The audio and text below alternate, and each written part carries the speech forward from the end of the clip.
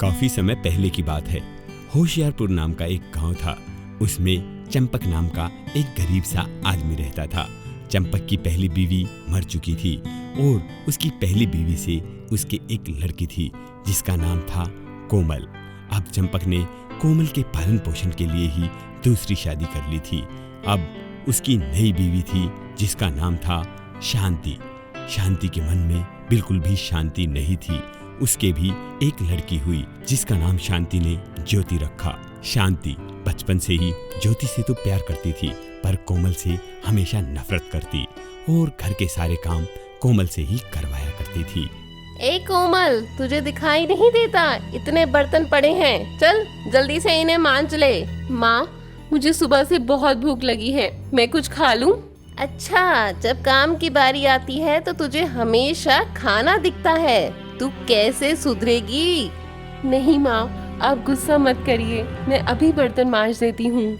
हाँ, जल्दी कर, और मुझे ये तेरे नखरे ना अच्छे नहीं लगते हैं।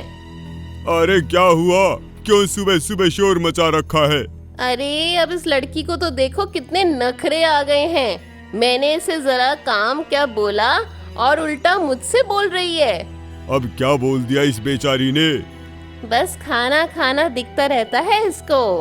अरे भगवान, खाना तो खाएगी ना, और खाना नहीं खाएगी तो कहाँ जाएगी? अरे माँ, कौन है सुबह सुबह? मेरी नींद खराब कर दी। अभी तो 9 ही बज रहे हैं। हाँ देखो, मेरी बेटी की नींद भी खराब कर दी है। माँ, मैं काम कर तो रही हूँ ना। चल जल्दी से बर्तन मांज और उसके बाद मेरी बेटी ज्योति के लिए खाना भी बना दे। इसी तरह से शांति रोज कोमल को परेशान करती। वो सारा दिन कोमल से काम करवाती और उसके हर काम में कमी निकालती थी। एक दिन की बात है, कोमल पानी लेने के लिए गई हुई थी। तभी अरे क्या हुआ? ये बाहर से आवाज कैसी आ रही है? हाँ भगवान, देखो तो सही। माँ, मैं गिर गई और मेरी कमर में बहुत जोर से चोट आई है माँ। अरे कलमुही, अब क्या हो गया? अब तू गिर गई। मुझे पता है तू ये काम की वजह से सारे ड्रामे कर रही है। अरे भगवान, कभी तो शांति रखा करो मन में। आखिर बेचारी गिर गई है, उसका तुम्हें ध्यान रखना चाहिए, और इस समय पर भी तुम इसे बातें सुना रही हो। मैं सब जानती हूँ तुम बाप बेटी के नखरे। अगर अपनी बेटी से इतना ही प्यार था और मुझसे इतनी नफरत थी तो क्यों करी मुझसे शादी? मुझे सब पता है। मैं यहाँ पर अब एक पल नहीं रहूंगी। मैं अपनी बेटी को लेकर अपने घर चली जाऊंगी। अरे ऐसे क्यों बोल रही हो भगवान? ऐसा कुछ नहीं है, मैं बोलता हूँ ना। बेटा क्या हुआ?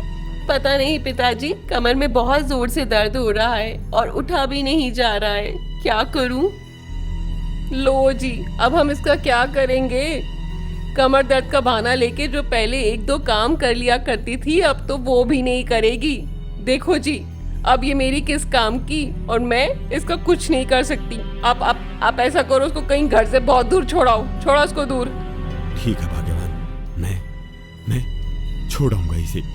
बेटी, मुझे माफ कर देना, मुझे तुझे छोड़ के आना पड़ेगा। अब बेचारा चंपक भी क्या करता, वो अपनी बीवी के हाथों मजबूर था।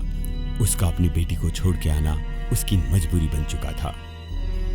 पिताजी, आप जहाँ चाहें मुझे वहाँ छोड़कर आ सकते हैं, लेकिन थोड़ा सा रुकिए, मैं पानी ले लेती हूँ, क्योंकि रास्ते में कहीं प्यास लगी तो कम से कम मैं पी तो पाऊंगी। हाँ बेटी, ले लो और चलो, कहते हुए चंपक अपनी बेटी कोमल को जंगल में छोड़ आता है। कोमल घने जंगल की तरफ निकल पड़ती है। उसे रास्ते में एक बुढ़िया मिलती है जो काफी कमजोर थी, एक डंडे के सहारे से चलती थी। बुढ़िया ने कोमल को देखा और कहा, बेटा, मैं इस बड़ी दोपहरी में बहुत ज्यादा परेशान हो गई हूँ और बहुत तेज मुझे प्यास भी लगी है। क्या तुम्हारे पास पानी है? हाँ माँ जी, मेरे पास पानी है, क्या आप पिएंगे?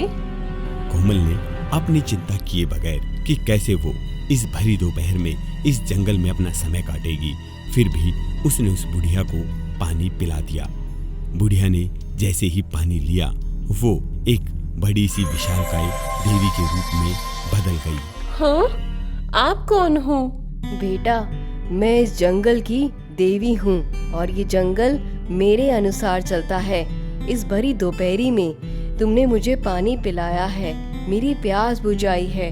इससे प्रतीत होता है कि तुम दिल की कितनी साफ हो। मैं तुम्हें इसके बदले एक जादुई रथ देती हूँ और उसके साथ ढेर सारा देखो खजाना भी देती हूँ। बेटा, जाओ इसे ले जाओ और तुम इससे बहुत अमीर बन जाओगी। लेकिन बेटा, एक बात का ध्यान रखना, ये तुम्हें पुण्य का फल मिला है, वो भी तुम्हारे पुण्य का। तो अगर कोई इसे तुमसे छीनना चाहेगा या फिर हड़पना चाहेगा तो उसका बहुत बुरा होगा। ऐसा कहते हुए वो वन की देवी वहां से गायब हो गई। कोमल उस सारे खजाने के साथ वापस अपने घर पहुंची। माँ, माँ, पिताजी, पिताजी, देखो, माँ, पिताजी। अरे बेटा, तुम और इतने सुंदर कपड़ों में, साथ में इतना सारा खजाना, आखिर ये सब कैसे हुआ? पिताजी, वो मुझे जंगल की देवी ने ये सब कुछ दिया है। हाँ, सच में? ला बेटी ला, इसे तो मैं लूंगी, मैं लूंगी। नहीं माँ, आप इसे हाथ मत लगाना, क्योंकि अगर आप में से कोई भी इसे हाथ लगाएगा तो आपका बहुत बुरा होगा। अच्छा, तुम्हें ये सब जंगल की देवी ने दिया है? तो सही है, ऐसा करती हूँ, मैं अपनी बेटी ज्योति को भी जंगल में भेजती हूँ, वो भी ये सब लेकर आएगी। ए जी, आप ऐसा करो, जंगल में जहाँ कोमल को छोड़कर आए थे ना, वहाँ फटाफट से ज्योति को भी छोड़ाओ। जल्दी करो, जल्दी करो। ऐसा कहते हुए शांति ने ज्योति को भी जंगल के उसी जगह पर छुड़वा दिया जहाँ कोमल को छोड़ा गया था।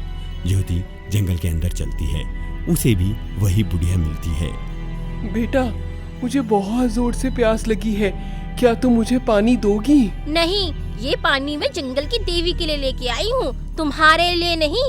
बेटा, हो सके तो मुझे पानी दे दो, नहीं तो मैं मर जाऊंगी।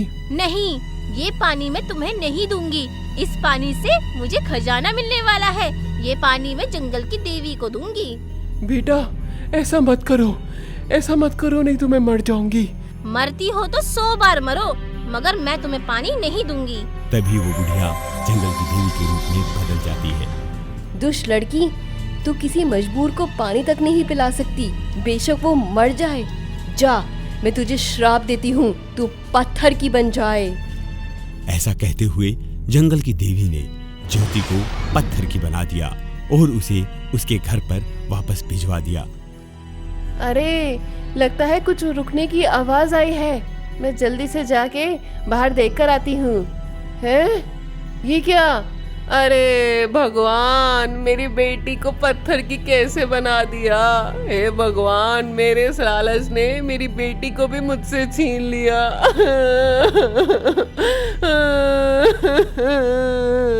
तो इसे कहते हैं जैसी करनी वैसी भरनी।